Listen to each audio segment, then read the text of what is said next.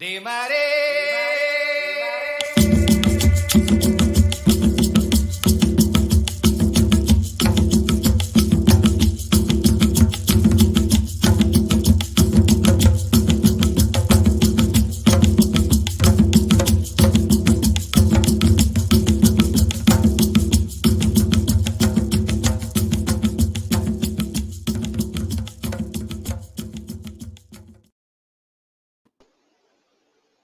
Yes, welcome, welcome, welcome. Peace and blessings, family. Thank you for those of you who are here, still with us, still tuning in. And Malaz, thank you for taking the time and coming to share with us this fantastic work that you are doing. I can't wait to hear more, and I'm sure it will inspire and uplift people the way it has inspired and uplifted me. I want to hear more. I can't wait. I know you're waiting for your guest, but I don't want to take any more time.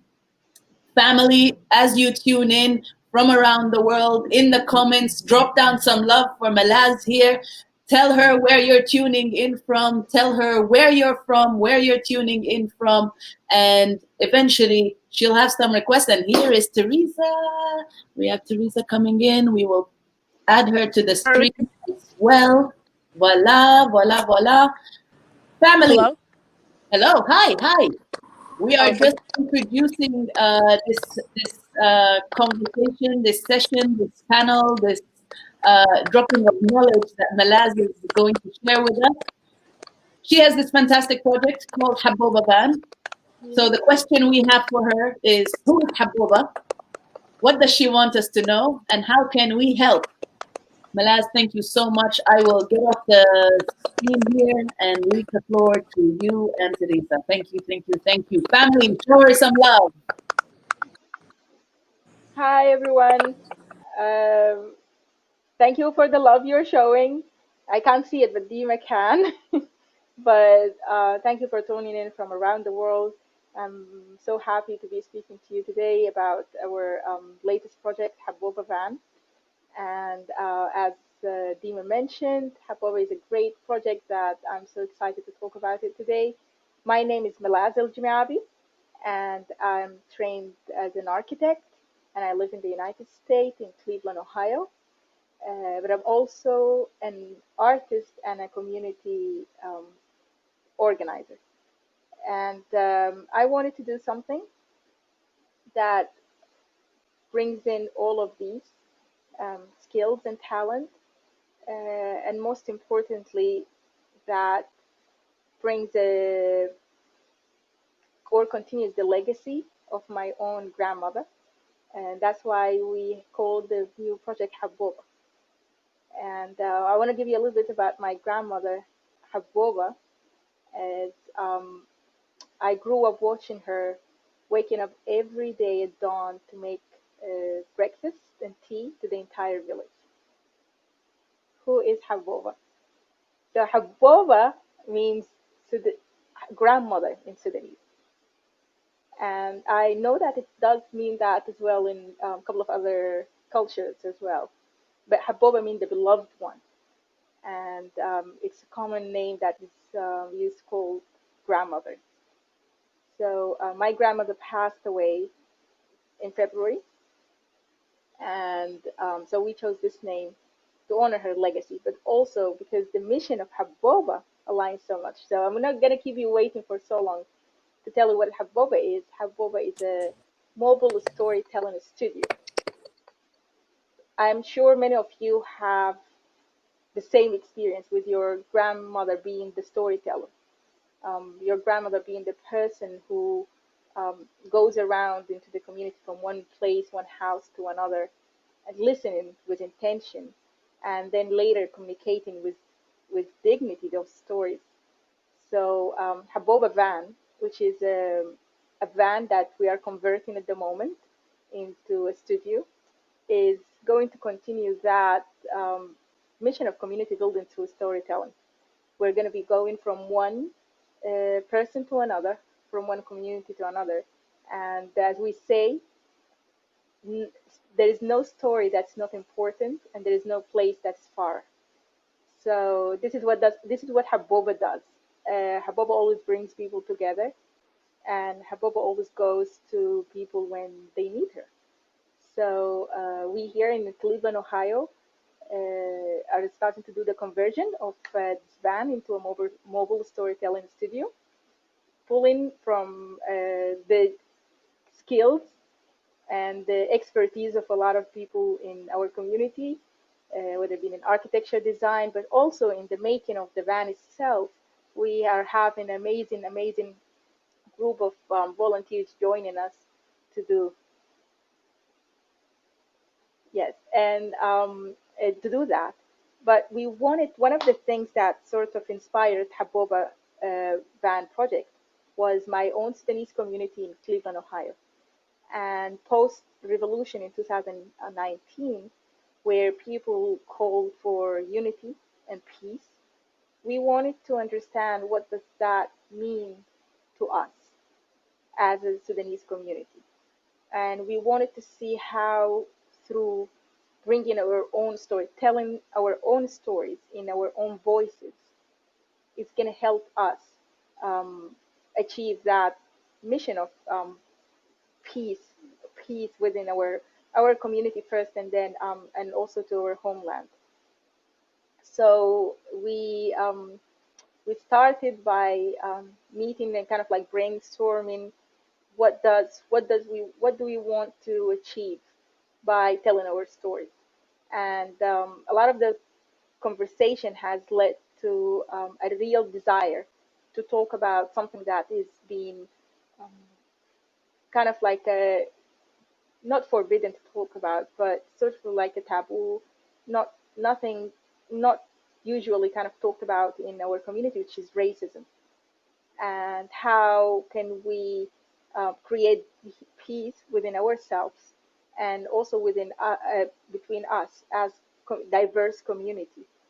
When we actually talk about things like racial inequalities that in Sudan between different ethnicities, but also our hope for a new Sudan or a new country that transcends um, over all of these issues, but not without talking about them.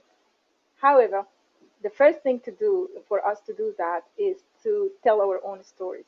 And to start with the Sudanese community in Cleveland was very important.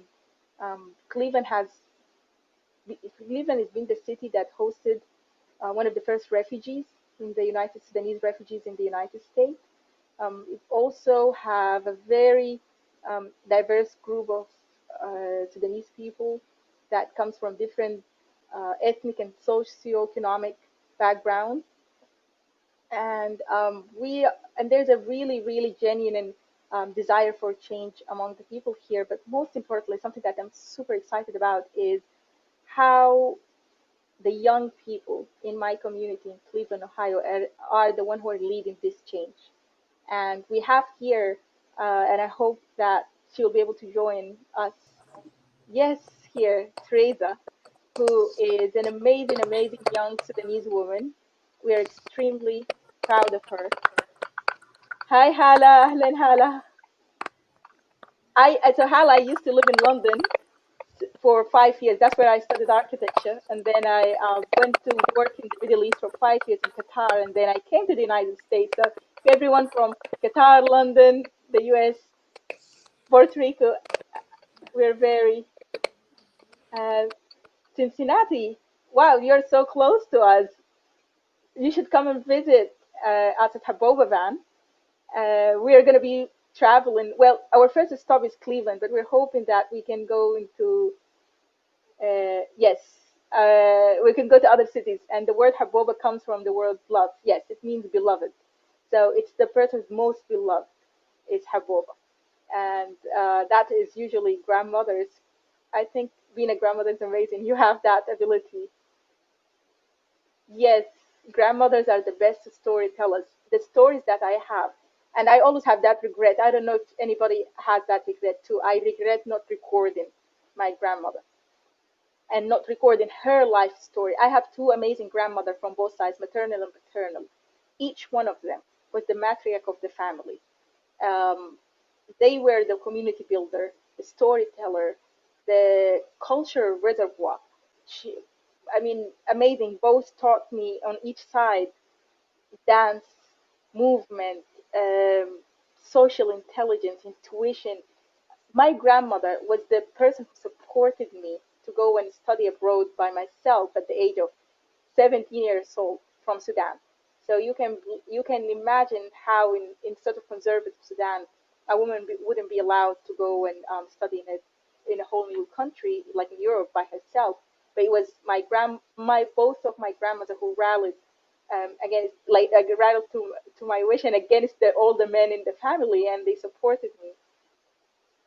Yes, it's a pleasure to meet everyone there. So I have deep appreciation and love for both my grandmothers, and I understood because I was raised by them, so I followed them a lot. I spent a lot of time with them, and I've seen by myself the power of storytelling in building communities and in bridging a lot of the differences that we have or we perceive that we have. So, so that's why we have Habboba. Habboba is going to go from one house to another. And if you have your Habboba life, your grandmother, and you have a lot of children, like she has children, you know she will go from one house to another. And then she will be the storyteller at each house. So that's the concept. So yes, um, sending love and prayer and appreciation to my grandmother and to every grandmother in the world who's been an amazing um, pillar of the family. So back to what we're talking about, which is our youth that are doing amazing work in Cleveland, Ohio. Teresa is here. She was along with other Sudanese young people as well, formed the Sudanese Cultural Center, and they've been doing amazing work here. And we hope to continue their mission of bringing the whole community together and celebrating our culture and our stories, and um, and creating a real community dialogue through storytelling by Habboba Van. Teresa has always also been helping me in the build itself, and all the other volunteers. We have, yes, shout out to Yasmin, Muhammad Siddiq, Sadiq, uh, Abdel Hafiz, Abdel Razik. I mean, we have an amazing group of people here who donated their time, skills, and support to this project that we are super excited about. So I hope one of the stories, I think that's going to be the first story is going to be Teresa's story. I'm a big fan of her. She's amazing. She inspires me. And I want to say congratulations. Teresa is going to med school. I tried to persuade her to go to law school, but she because I thought, Teresa, you're going to be a senator one day. We need you to be a lawyer. But she opted for medical, but it's okay. You can always go back. Right. But I think you have a bright future ahead of you, and really congratulations to her. Everyone, can you please, all of you, send congratulations to Teresa for Thank you. for getting into going to med school this year. She didn't have like a big graduation because of Corona and COVID. So let's celebrate her here and say Thank thank you. congratulations. Oh yeah, senior year was difficult, you know. Yes. Ay, ay, ay, ay,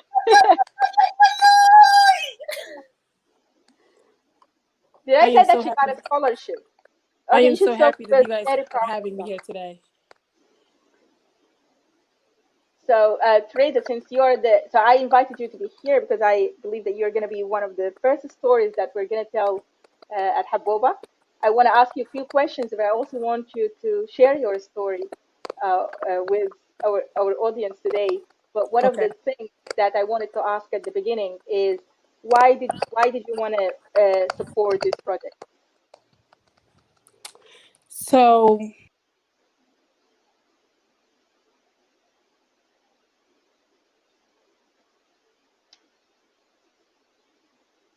I believe we've lost Teresa. Oh yeah, you're back. She's back. Maybe it's a network issue that you're coming in and out. I can't hear you, so I'm not sure if other people can hear you too. But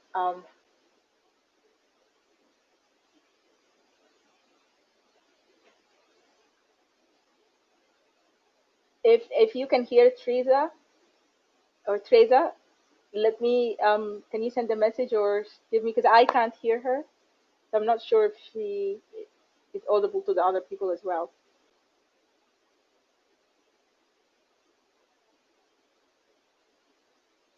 Or maybe I'm the one that you can't hear. Can you hear me, Dima? Can you hear me? I can hear you. I can't hear Teresa. She can hear you, but we can't hear her. Oop, and I think we lost them all. The tech gremlins, tech gremlins. I will take this moment to send all the grandmothers in the world our love, and we ask that they continue to bless us. Yes, Sandra, Hala, thank you both for being tuned in. They both, the internet seems, the connection seems to not be too well. Here they are back. I will add them. Can you hear me, Malaz? Yes, we can hear you now. Oh, okay. I will now get off.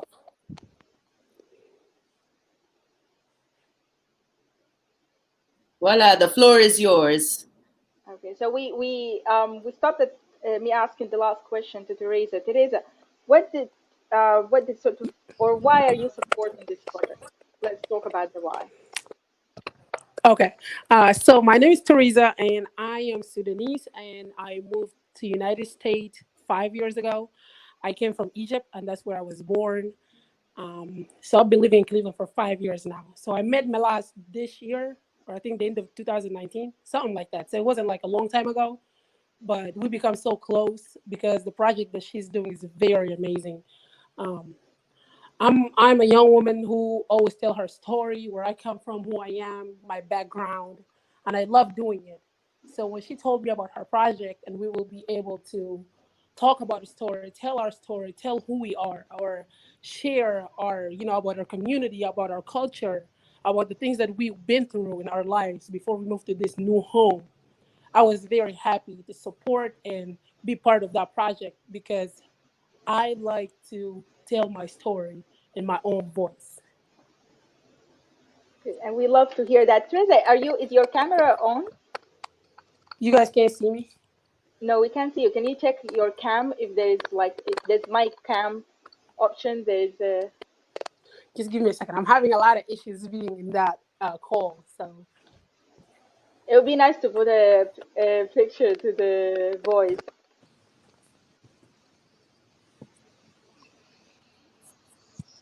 can you guys I see think me? we're starting to, not yet, but I think we are starting to see you.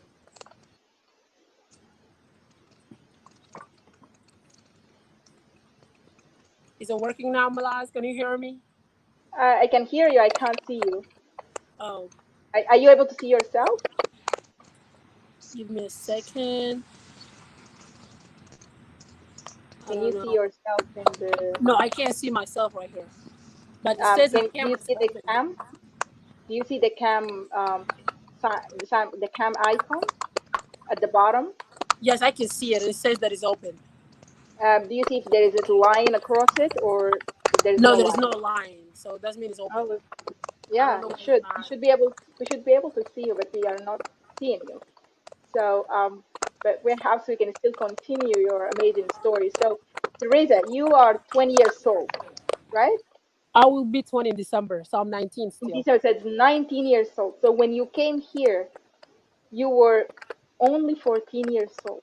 Yes, I was 14 when I moved to America. Oh, tell me, how did you feel coming to America here the first time when you were 14 years old, landing in the United States? So it was very difficult. My mom is a single mom, and I have four younger siblings. So I was the oldest when I moved to this country. I have an older sister, but she's still in Africa. When I moved to this country, I had to work really hard to learn the language, and to build a life in my new home. So it was not easy at all. Wow. So when you came here, you had to start all over, including Oh, learning a whole yes, new language. yes. I had to start from the beginning. It was not easy. I had to make new friends. I had to build relationship with teachers. I had to learn the language to be able to communicate. Um, so yeah, I had to work really, really hard to get to where I am today. But that's not only it. I mean, from what you're saying, you also had the responsibility of being the oldest child, Yes. the oldest daughter to your Yeah. Yeah. mother and Yes. other four Yes. siblings. Uh-huh. So Wow. my mom doesn't speak English, and she's still learning until today. So I took over my dad's responsibility because he's not here. I had to learn how to drive at the age of 14, even though it was not the right thing to do, but I had to do it. I had to have an idea of how to figure this thing out. Um, I helped my mom by um, taking her to doctor's appointment to be her translator, to take my siblings to doctor's appointment or go to parent teachers conferences, just to be there, because my mom, even if she's there or not, is not going to make a difference because she don't understand the language or she don't speak it at the same time. Wow. So you became the sister, the mother, the father, and you also have to navigate life for your own self, like in a new place. Yeah, so it How was does a that lot. feel? It was a lot on my plate because Hmm. I was trying to figure stuff out. I was trying to figure a life out in this country, but at the same time I had to be like, the person who take care of stuff at home, because to make sure everything is fine, to make sure my mom is okay, to make sure my siblings are okay, to make sure my siblings are doing good at school. So to do that, I was doing very good at school because I wanted to be like a role model for my younger siblings. So I was working extra hard so they can see the work that I do and they should do the same. And I had to teach them that we came to this country because we have a reason. We have a plan. We came here to get education. We came here to get a better life. We came here to do good stuff and not just come here to waste time or not do good. So I had to be like, yeah, like I had to be there all the time. Wow, that's a lot to take for a 14 years old girl. I really, when I remember my 14 years old self, I mean, and just to see what you had to kind of like endure at that early age, or um, grow up so fast in that. Yeah. But to see the way you actually did it, it's so inspiring. And I'm always amazed by sort of like how much you look and you sound older than you actually are. So I like, it was hard, but then I had an idea how it's gonna be like, because before I moved to this country, my dad was like, "Daughter, it's time. I'm not gonna be there, but you will do it in your own, and you have to work hard to be able to succeed, to be able to encourage your siblings to succeed. So do what you can, and God will bless you." So he told me, he was like, "Girl, it's gonna be hard. Daughter, it's gonna be hard, but you got this because I raised you, and I am your father. I know what you can do. So just keep going and do what you can." Wow, you have a lot of love and respect for your dad, and I always hear you talking about him in that um, light. Do you feel do you feel have do you feel that you are what you are because he raised you in a certain way? Yes. When I was a kid, my dad always talked to me like a very unique way because I was very young and I was like, what is he talking about? Because I was confused because I was young. But like growing up and he keep repeating the same things that he keeps saying to me, I started putting it inside my heart and my brain and I couldn't forget about it. And I still remember what he keeps saying, and I got a better understanding now because I'm old enough to get what he's saying. He told me we are Sudanese and we're leaving our country because we have issues. We are leaving this country not because we want to, but like the things, the situations that we've been through is forcing us to leave our country, and we're going to another country to build a new life, and we're not going to play no games because we are not leaving our country to go play other games somewhere else. We're here to be serious. We're here to succeed. We're here to do good things. We're here to to make changes. We need to be serious and real about our new life in the new country, which is America. So that's what he always told me, like, you got to stay up. You got to stay up, daughter. You got to stay up, because there will be a time I'm not going to be there. I'm not going to be there with you. You got to walk this dream or this thing by yourself. You're going to be walking in your own. You got to be, you have to be strong enough so you can be able to do it. So all the stuff that he's been saying to me helped me to become the woman who I am today. I'm strong now. I know what I want for myself. I know what I want for my family. I know what is better for me. I know what is better for them. So I have a better understanding about life at a very young age because of my dad. He helped me to get here. This is amazing. I mean, it sounds like he's an amazing man. And I think also I'm hearing from what you're saying that he raised you up as an independent woman. So Yes. a lot of the culture, a lot of some sort of like the cultures, especially like in Sudan or in the Middle East, where you were born in Egypt, and Yes. there is a lot of women go through challenges to kind of Yep. have independence. But it seems like your dad was Mhm. trying to set in a different example. Yes. So so I was raised independent. My dad was like, let me tell you something about our culture. In our culture, they make decision for women, but I'm not gonna do that to you because I don't want to force you to do something you don't want. I don't want to force you to be something you don't want because it might not even be successful if that's for me, like, you know. But I'm gonna give you the chance to make your own decisions, to do what you want, and I will be there. I got your back. You just keep going, and I got your back. But I'm not gonna tell you don't do this and don't do that. I'm not gonna tell you this is the wrong decision and this is the right decision, because at the end of the day, it's all about you. It's for you. It's not for me. And you are the one who's gonna create your own way, your own path. I'm not gonna be the one. So Amazing. This is amazing. I've always said this.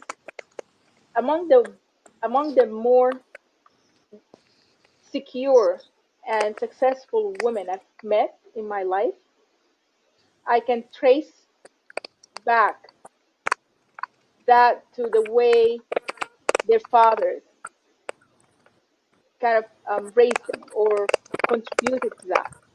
So I think to have a father like yours is something really, really, really amazing for any girl. I'm so glad that you were blessed with that. So we can see the woman you are now, strong and determined, and um, have a very good self-esteem and knowing of who she is. I think that's an amazing thing, and I want to say thank you to Mr. Farhoud for that for contributing to that. But then tell me a little bit, Teresa, about your life in Egypt. I'm very curious about that. You've lived 14 years, and you were born there, right? yeah, so I was Have you born. ever been to Sudan? Yes, I've been to Sudan a couple, like two times when I was younger. I think at the age of 4. But then the last time that I remember that I've been to Sudan, I was like 7, and we went to visit. Um, we stayed there for a very, like, for a little bit, like for 3 years.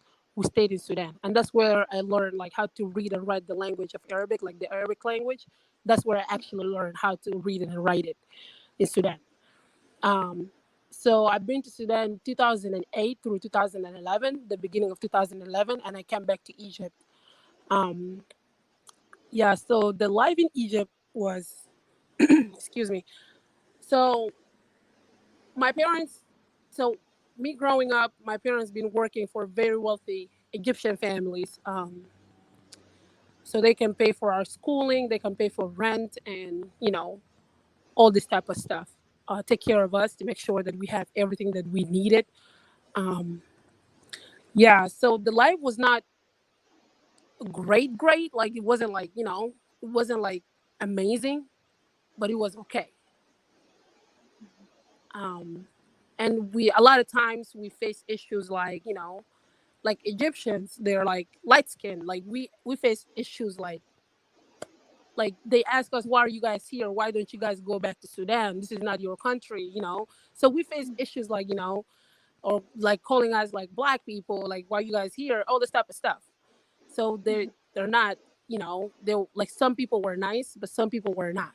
So yeah, so it was good, but it wasn't great. So Did you have to yeah. deal with issues like racism or stuff like that at school as well, and So kind of the school that I went to was a Sudanese school. Like all the students who were at the school, they were Sudanese. The teachers were Sudanese. So I didn't face anything at the school at all because I didn't go to school with Egyptian kids.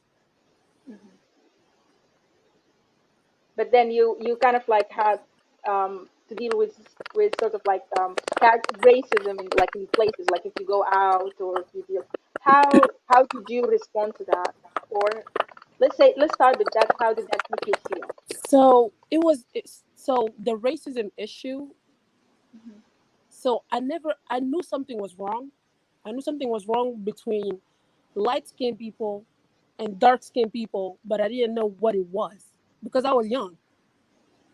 I didn't know what was the exact issue. I learned racism when I moved to America because in America we talk about it. We talk about it in school. We talk about it out of school. It's an issue, and in America they're trying to get rid of it. They're trying to solve the issue, but back there in Africa, it's just there. Like people act like this is something that we would never be able to change. People don't really talk about it, so we don't really know what it is. So I knew racism. I got familiar with racism when I went to high school, not even freshman or sophomore year. I got familiar with racism when I was a junior in high school. And senior in high school, I learned more about racism and what it is. And now I understand the thing that I was facing when I was in Africa was racism. But I didn't know what it was when I was back there. Because we never talk about it. We never got the chance to learn about it in school. But I got the chance to learn about it in America. And for the past 2 years, that's when I got a big picture of what racism is. That's it's very true. I think what you said now, that we don't talk about it, we don't teach our children the history of racism in Africa in itself and how that plays in a lot of the events that are happening up to until this day in our life, and how our children up to this day have to deal um, with And racism without even knowing what it is, without even yeah, having someone to be able to talk about it or to yeah, say, why are you doing what you're doing? Or I think you touched on something very important. Did you feel like yeah. talking about it here in the US, learning about it openly, having discussions about it? Did you feel that has um, helped you in a way to kind of shape something of your character or knowledge, or when you reflect back to on the experiences that you had? So when I learned about it in class, like I used Hmm. to be so quiet and just pay attention to all the students who are talking to the teachers because I was so confused. I was trying to get engaged. I was trying to get in that, like I was trying to get in to get like the big understanding of what that is. So I used to just be like, okay, I don't understand this. I'm confused. Like we usually have discussions, we get questions, like huge questions, and we talk about it as a class. And I usually just pay attention of what people are talking about. But I never, and then when the more we talk about it in class, the more that I realize a lot of stuff that I faced in Sudan and in Egypt was racism. Hmm.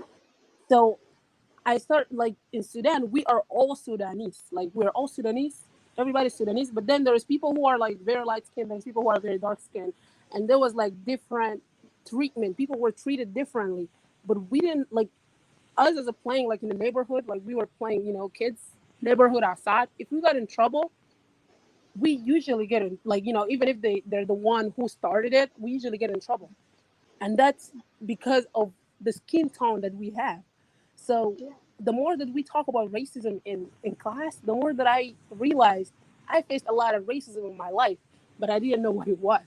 So it's really crazy that 14 years of my life, and maybe each year I face racism, or maybe a couple times a year I face racism, but I never got the chance to know like what it is, because we don't talk about it, and that's crazy. Because in America is a huge issue, and people are trying to talk about it to be able to solve that issue, to be Yeah. able to get rid of that issue. But in Africa, people believe or think we will never be able to solve it or get rid of it. This is something that is there and it will be there forever.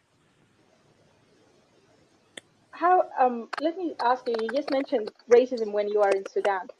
Do you have like any memories of incidents that sort of like really sticks with you up to this day? Um, I just, I think I had a couple. Hmm. Um, like sometimes at school, and like something that really happened. That was so like neighborhood. We have people from all tribes, people from four, people from you know, and then we were like my family. We got like just way darker skin. That's like my family and we got darker skin, and those people they were lighter skin. And I was confused. I was like, Mom, they're Sudanese and we're Sudanese. So why are skin tone different? And she was like, it is what it is, you know. And one day we were playing together, and then something happened. Like there was an issue. Like we started like we were playing, and then one of the girls started like she was started being mean and stuff, and my family, like my cousins and we got in trouble. And the way that they resolved the issue was so weird, even though they're the one who started it. So it was so weird. I was so confused. Like I didn't really understand why was the solution like that. Why were we in trouble if they're the one who started it? Why they feel like we are the one who started it and we were not? Like why was this like this? I asked myself why is everything like this? Like I don't understand. So that was the issue. And I was like, I told my mom, okay, Mom, why are we in trouble? We didn't do anything. And my mom did not really explain it. Like she didn't really explain it in a way that I can understand what it was. But when I came to America and the stuff that I learned in this country, a lot of my questions were answered through the stuff that I learned, like racism, anything that a lot of questions. Like when I was in Africa, I'd be like, why is this like this? Why am I in trouble if I didn't do anything? When I moved to this country and I started learning about racism, all these questions were answered because that was racism. Whatever was going on over there was racism. Do you feel like, I mean, I'm really sorry that as a child you have to go through all of these experiences and not even find answers that would make sense, or at least sort of like aid you in how to process some of these um, happening incidents. And Mhm. sometimes it's true, we reach out to our parents or like the adults in our life, and I don't recall anybody talking to me about racism, you know, Yeah, or if yeah, something happened, if someone said this to you, what does that mean, you know, or how do you respond to it? yeah. And I often, I think sometimes, like, especially if it's said, or especially I recall a lot of it was the words that will be kind of, I will be called, or someone I know will be called, and they were so casual and so um, frequent Hmm. that it seems to be it's normal to do it, to say it, to kind of, and then it becomes a reality if someone says that. Because I wasn't really, or a lot of people, I don't know, maybe have you had that discussion, or have you had an experience with language, with someone calling you something or saying something about you that that seems to be at the time, why are you saying this, or why are you saying it in this way, you know, as if it's something bad. Like you mean in America or anywhere else? No, here in Sudan, or in Sudan in particular, because I think Um, Sudanese people are not, they don't talk enough about racism, or they sometimes when I talk to some people, they don't even know what they're doing is racist, Yeah, yeah. They don't know. Like it's crazy. They just say stuff. They don't know this is racism. They act in a way they don't know is racism. They don't know that it hurt somebody else's feelings. They don't know none of that. And that's because in our country we didn't get educated about that issue. We don't get educated at all. A lot of people have zero idea of what racism is in Africa. They have zero idea of what that is.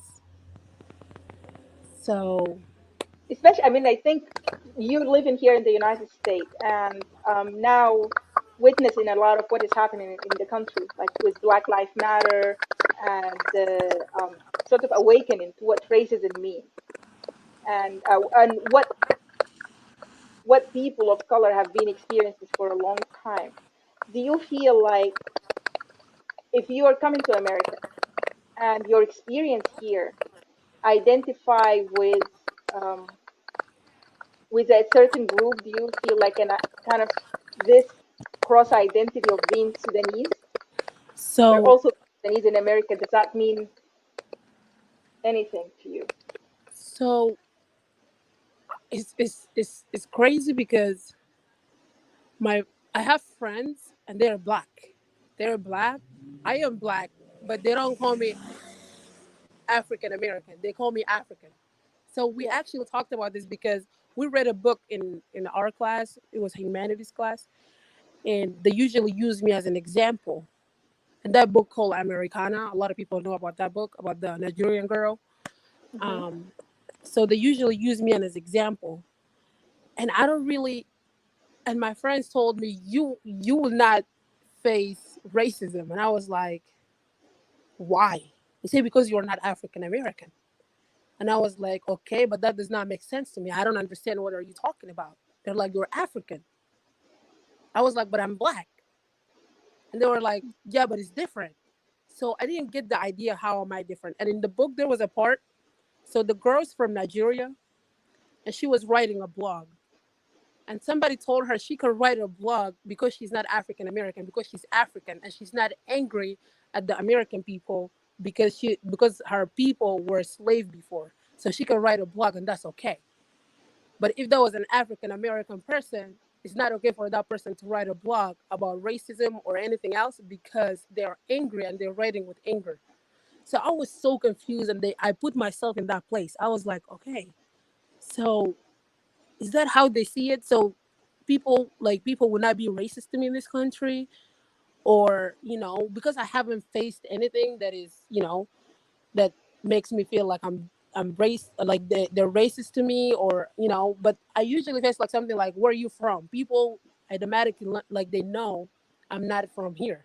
They just ask me, where are you from, because of my accent and because of my skin tone. I usually get the question of, where are you from? And they don't put me as an African American at all. I mean, this is very interesting, the sort of like identity of Sudanese diaspora in America and how much they understand or align with the African American struggle. You're right. I mean, there's African and there's African American. When I say that there are African people who immigrated to the United States post slavery, or even during that time, but they don't share that common history. Um, However, I wanted to understand, how do you see that in the light of racism being structural, being systematic? And when it gets to that point, does it really matter whether you are African or African American? When it's not a one-to-one personal experience, when it's structured, when you see, for example, like things like diversity in your school, do you feel you can look at it from a larger perspective, larger than yourself, and see if there is any issue of structural racism that excludes certain group of minorities or certain um, population from resources or from access to a certain thing? So And like the question that you just asked me, it lines with the way that I grew up. Like I grew up not knowing what racism is. I grew up not knowing nothing about it. And a lot of times, like my school is like 95% African American kids. Um, when something happens, like I don't see it as racist because I just never experienced it. Like but my other friends, they see it as racist. Like I don't know, just different. Like I just see it as normal. I just see like the way that you said this thing, it's not bad, it's not racist, but they Mm-hmm. see it as racist. They see it as something that is an issue, and that's because I never learned about this stuff and I don't understand it very well. So I just Mm-hmm. like a lot of people ask me, have you ever faced racism since you moved to America? I'd be like, no. And they're like, maybe you faced the racism, but you don't know what it was. You don't know that was racist. You don't know that was, they mean it in this way. Microaggression, or you don't know about, you don't interpret it as that. Yes, yes, yes. Because I just don't know. And Mhm. it's just different for me and for them. Like, say, if somebody said a sentence, it's like somebody who's not black and said something, and then they like my friends can get mad and I'd be like, why are you mad for? They'd be like, oh, because that was racist. I'd be like, how? And then when they explain it to me, then I get the idea. This is why, yeah, he's racist. But if they just said it, I'd be like, oh, it's fine, it's okay. I just don't know, like I just take it in a very different way. And that's why they call me as African and not African American. Hmm. This is very interesting. I think I've experienced something similar, and only through learning more about how race is in America, because I gr- I moved to London when I was about 18 years old, and racism in the UK, even though it has a history, it's not the same history as in the United States. And to try to understand the how does structural racism and manifest itself on everyday behavior in the United States, and to come to kind of like some of the awareness about microaggression, about when small things, like I never had to question my my talents or my skills, or I never had to prove myself to someone, uh, in a different settings, where sometimes I find myself in places in the United States where automatically I am put in that position. Yeah. And I never before interpreted that as racism. But then when I start reading more about how other Black people are treated, and kind of like have to be in that place, then it becomes larger than myself and my own Mhm. understanding. And I think one of the things, and I wanted to ask these questions, a lot of the Sudanese people, when they come to the United States, they don't necessarily learn about the the African American struggle like itself. They don't learn it um, as part of their learning about the new country. There's a Yeah. lot of focus. Do you also feel, and that's a question, do you feel there is kind of prejudges that So, comes with that? Like you internalize some of these things? so I just feel like older people like my mom or people Hmm. who come up at a very like older age, um, especially who never got the chance to go to school or um, maybe learn other languages beside their own language or the language that they came like their original country, they don't really get an idea of the American struggle, or maybe what they've been through, or maybe somebody can be racist to them but they will never know what it is because they don't go to school for it. They don't get the chance to sit with someone to teach it to them, like teach them, okay, this is what it is, this is what the American history was. But us as young people, young adults, or younger kids who move to this country, we go to school, and and this is common, like in America, kids learn about racism in school, and that's how we get an idea of the racism issue, or we get a lot of our questions that we can't, like, we never got the answer for. We get the answers when we have like our teacher explain. So but our parents, it's hard for them. Like my mom, she she's not educated. Like she did not go to school when she was younger. The English language is very hard for her. Like if I did not sit with her and tell her, okay, mom, this is what it is, she will never get the chance to learn what racism is. She can even face the racism. Like, she can face something that is weird, but she don't really understand what that was.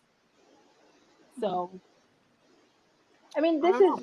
this is very interesting. So, what do you think, Teresa, if this is happening in the United States and it's a new language for her and for many people as well? But what about in Sudan? That it's the same language. There's still she can still communicate. Um, a lot of the young people as well can still Um. understand. What do you think needs to happen there? Oh, the thing that needs to happen in Sudan is we in our country we need to get education. Like we need to get education, not just education in school, but education in like what racism is. Like we need to start from the bottom, from zero, because a lot of people are educated. A lot of people are doctors. A lot of people are teachers. A lot of people are like professors, whatever. But they still don't have an idea of what racism is. All these people need to be educated. Somebody needs to step up and be like, okay, this is what it is. There is no difference. You are Sudanese. You are Sudanese. It doesn't matter what color you are. You are still Sudanese, and everybody's one. That's what it needs to happen. But the thing is, people think like, if I'm a lighter skin, I, and my family are wealthy, my family got money, I am better than this person who's darker skinned. They can't do nothing. They're poor. They don't have money. And it's just not right. Like the thing that needs to happen is somebody needs to explain. And the person to explain this, it needs to be a leader, a person who will actually be a good leader for the whole country, a person who will be able to explain it in the right way, a person who will be able to, you know, not say you are light skinned and you are like person who believe that we are all the same. We're all humans. We're all, God's children. Whatever. Yeah, that person needs to believe in that to be able to explain it to all people. Like, because I seen this. A lot of people are educated. People went to school. They got education. They become doctors. They become professors. They become teachers. But they just don't know. They still don't know the big picture of racism, and that's very important. Like, they have to see the somebody need to sit and see the difference. Why are those people why are this group of people treated different than this group of people? Somebody need to sit and be like, okay, but somebody to do this, you need to be the leader of the country. Because if the leader of the country is dividing different people, like different group of people, be like, oh, you are light skin and you are dark skin, you guys can be together, you can be educated, you cannot be educated, you can go to school, you can't go to school, you can get kicked out of school, and all this type of stuff. If that person started there, that thing will never be able to change. So the thing that needs to happen is somebody to teach our people in Sudan that we're all the same. It doesn't matter what color you are. And this is so accurate. I think it's part of it to try to get people to become aware of that knowledge or learning that we are all the same. It's very important. Now, I'm very curious about how do you think, or what are the methods that you think could get people to understand that we are not very different from each other, or that we share um, a lot of things than what we think they are very different in the beginning. So like I said, um, a person to be able to do this, it needs to be, because it's going to be hard. It's going to be hard because the division between this group of people and this group of people been going on for a very long time, and it's going to take so long to be able to change. So the person who needs to do this, it needs to be like a person, like, like I said, that person have to believe in their heart, inside their heart, that everybody's the same, everybody got their rights, everybody is equal. So we don't need just a person, anybody, just to be able to be like, oh, okay, we're all the same. No, you have to be able to, like, that person need to be able to believe in that thing before they started teaching it to the other people, because it's going to be so hard for many people to understand it, because it's been going on for a very long time.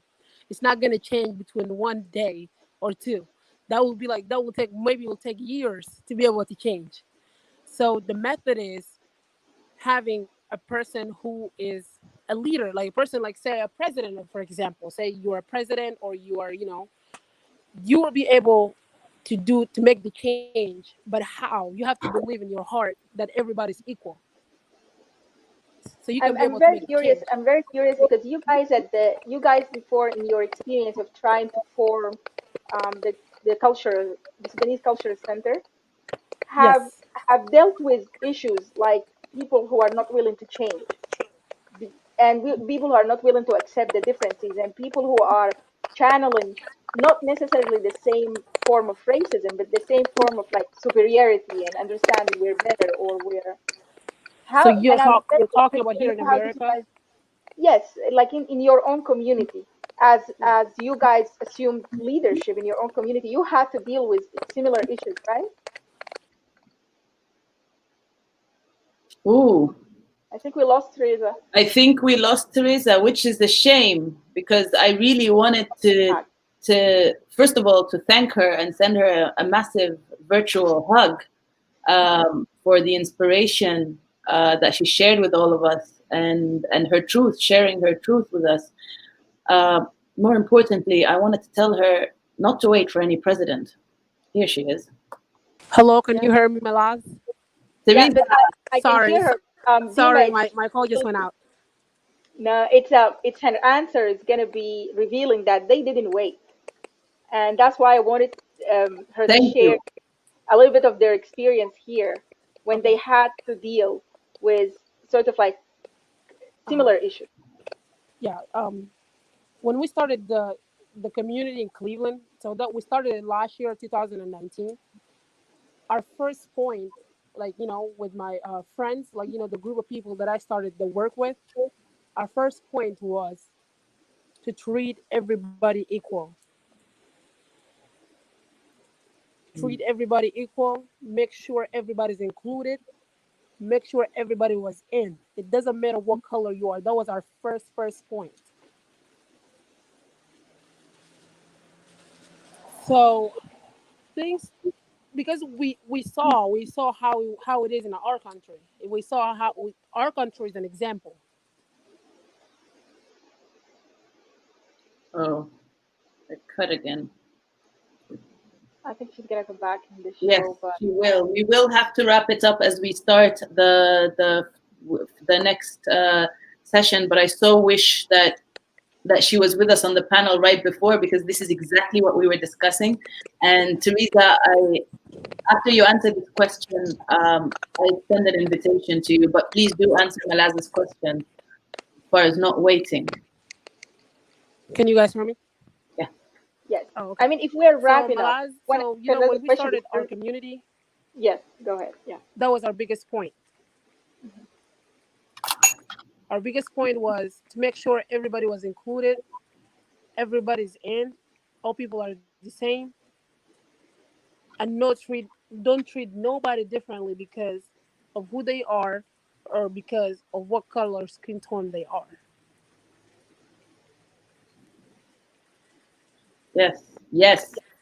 Yes. So Teresa, that if was you our have biggest point. time on our Facebook page, if you go to the panel right before this one, no, not this one, the panel before it was about navigating anti-blackness. Ooh, we missed her. I will put the post here. Malaz, please have her go and check that panel, because we will have a follow-up for it. Here, let's get her really quick as we navigate this Yeah. next And one. send the link to the panel, and I'll I forward it. will. Teresa, we are having a follow-up for the panel we had earlier today, and the panel was about navigating anti-Blackness in our respective community. not just anti-racism, but anti-Blackness specifically, and the differences between them. Because you have from within African communities people who will tell you, no, we're not racist. No, but they have an issue against Black people. And for whatever way it is in complete denial that this issue even exists. And that's, Dima, what I've been dealing with, or what has inspired me to do this project about Salam in Sudan is the denial that I often get faced with when I ask those questions, especially, and when I ask even like deeper question about why do you think we are different? Like some of the answer will be like, oh no, it's not racism, we're just different. We're just doing things differently. And I was like, why do you think we're different? And if there is any real difference or perceived difference, well, you know, they say denial is not just a river in Egypt. Yeah. Yes, but that's a big issue in our community, that to deny racism, to unlearn about to not learn about the history of racism, and to say things until you get pressed and pressed and pressed. And I do this often with my own family, who are also a lot of the time are in denial about things. And when we press and press and press, that's when really kind of comes out as what I would consider now we're talking. Now let's talk. Now you are kind of like openly. But you know, and again, this was a conversation this was part of the conversation that we were talking on that discussion, is that, you know, a lot of people don't even realize that they're being racist. Like, they don't realize that we have in our own vocabulary racist terminology. Like something as simple as, when you are referring to someone who has done something shameful, or someone who has brought shame upon their family or upon their community, the term for that in Arabic is sawad al-wish, they blacken the face. Yeah. And they say it in such a nonchalant way that, like it's a matter of, who said that the face being black is a bad thing? Who said that the blackening of the face is a bad thing? But they say it because, you know, it's just the language. You know, we don't mean it like that. No, it's not just the language, actually, Dima. Because I looked into that, and historically, so there is a history of slavery within the Arab world. There is a history before that, when even in the Arab, say Ismail and the black tribes that were in Mecca before, and there's the tribal wars that happen, and slavery is embedded in anti-blackness and racism. And if we don't talk about that, if we don't talk about slavery as seen as, because once you have a slavery, you have a power dynamic created. You have a master and you have a slave. You have someone who's in power of someone else life, and as a result, that sort of, if historically for a long time, people of darker skin, of darker black skin, has been historically enslaved, it becomes part of the culture and part of the word. There's also religion. You have so much language in Quran and in religion that promote anti-blackness. Those whole things, and I mean, a lot of people say it in a way that, oh no, it's not. But I believe it's embedded as well in religion. And the conversation around slavery in religion didn't really take a strong social justice stand from what we've seen the practices. We've seen in Sudan up until the 1950s and there is slaves. There is actual Malaz, slaves. we have slavery now in Sudan, right now as we speak. Yes. Slavery. So I'm like, it wasn't until the British came to make it illegal, and we still have it now. Well, I mean, the question is, if we were civil, we would have rejected slavery. That's my own question. To have it doesn't matter who's coming to civilize you. the outcome No, what I'm that, saying is the irony of for the British to come and ban to ban slavery. but the irony for me is why we didn't do it Yes, ourselves. yes, Like, yes, why? absolutely. This goes into a whole other conversation of the role of Arabs in the Arab slave trade. That's a conversation that's aslan altogether being swept under the rug, as in it's something that did not happen. So, like, to be able to have this conversation, and again, I go back to denial is not just a river in Egypt. If you try and have these conversations, and this could take a full day of panels of factual things, and still, if you are pulling down the pictures of al-wathaiq, of the selling of slaves, people would still tell you, no, that's not true. You know, this was this person coming here. This was this group, and these group are not Arabs. These groups are like, you know, Phoenicians or blah or this or that. And you can have African slavery as well. So We do. We play the slavery, role. slavery is an economic system. Didn't discriminate it as a system itself on who's going to be a slave owner or who's not going to be. But I also want to. I think it's very important to shift the conversation. That's for me, from talking about the people who were enslaved, who have to prove their worth, to the people who have historically benefited from slavery, to be the one we are talking about. Yeah, So it's not up to the people. Yeah, it's the burden of proof is not on the people who have been enslaved. yeah, Absolutely, it's not. so It's the kind of, idea of white privilege, and I always kind of do that. There's the book, The White Privilege. The what is it called? It's white fragility, yeah. and I often refer to a lot of Sudanese groups who are historically being advantaged to say, hey, actually, you should read this book. There is a lot of it that resonate with your experience when you talk and when you say things. And even though it's happening in America, and slavery in America is a different beast in itself. Like, that's a different things. And without understanding the differences, that's when a lot of the denial comes in, because, oh, we didn't do the same like America. We didn't like did that sort of like horrific level of uh, treatment in that sense, like that same way that was done. So they deny that, they use that to deny the whole existence of the It system, goes because back to what we're Teresa not as was bad saying. as them. But it Huh? goes back to what Teresa was saying. In America, this conversation is had because in America, we have people actively pushing to have But that conversation. And most of those people are those people are African American. Most of those people are, precisely, yeah. exactly, And exactly. I think that shouldn't be the case. Shouldn't be a burden on But they're all the not time. having the conversation. And that's a whole other conversation. And I think we will have to, unfortunately, wrap this up because.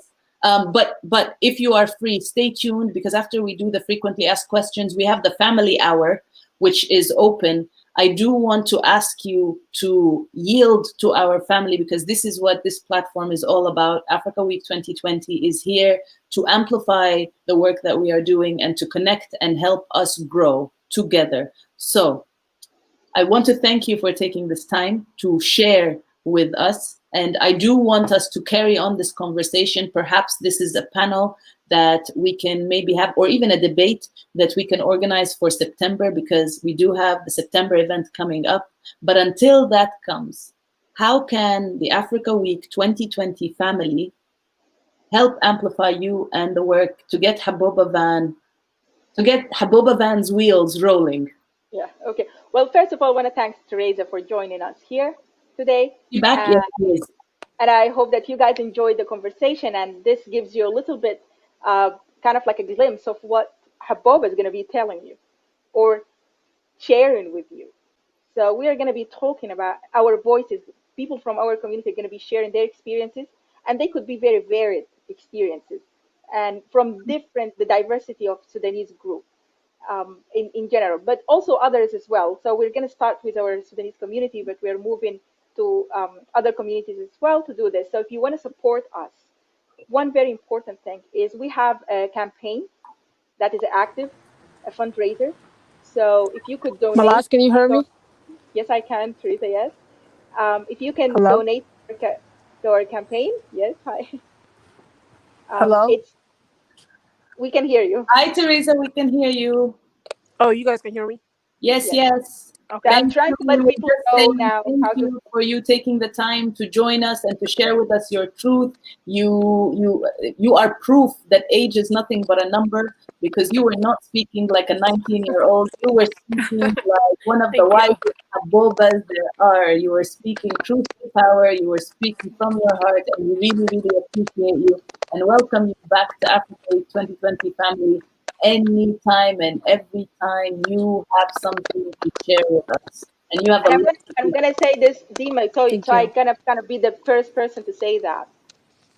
When 10 years, 20 years from now, when Teresa is a world leader, pull up this interview and say, "Hey, yes.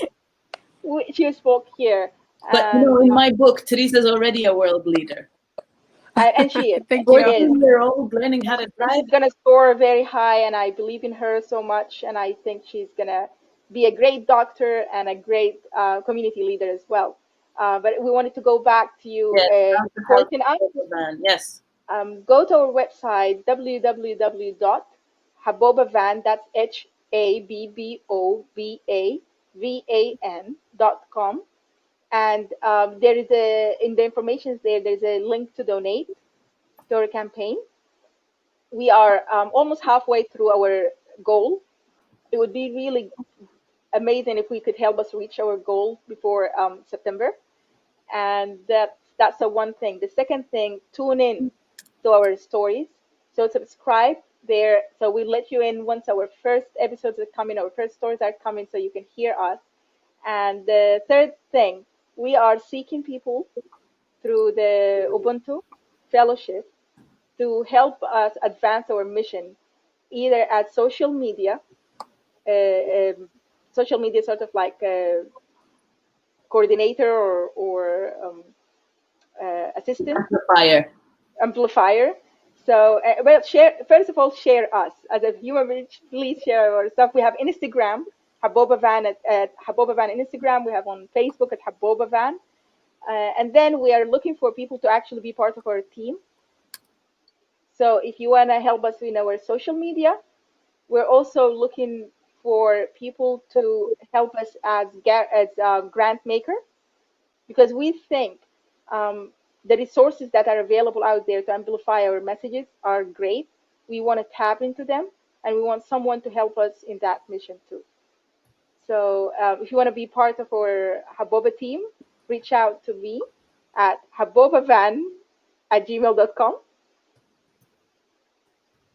I'm typing all of this. Yes. And once you're done, if you can go back here and just drop the links as well. I'm writing them, but just my dyslexia might be kicking in. So just to be safe, go back and check all this information. I will thank you so very much for taking the time, for being open, for making these opportunities available. We will be talking more about the Ubuntu Fellowship in this next, let's see, it didn't send out. Okay, habbobavan@gmail.com. We'll be speaking about the Ubuntu Fellowship, about how to be more engaged with Africa Week 2020, but how people like you with such a brilliant idea can leverage this platform, can leverage our network, our family, and our many, many expertise, because we really are truly everything.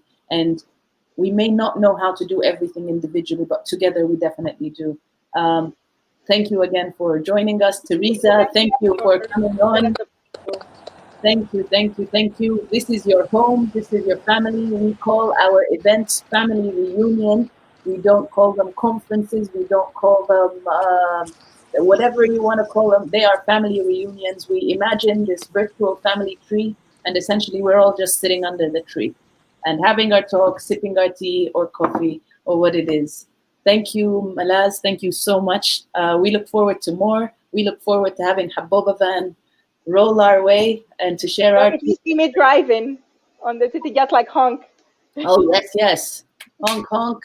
She'll be sharing photos with us. Stay tuned onto the page and follow Malaz. Thank you so much. Family, if you are staying tuned, we have the family hour coming on at 6:30. Right now, Alexandra and I will be opening a new page. Bye-bye. We'll be opening a new page to discuss the frequently asked questions that you have for us and our new website. So stay tuned, refresh the page, and we'll be back. Bye, everyone. Thank you.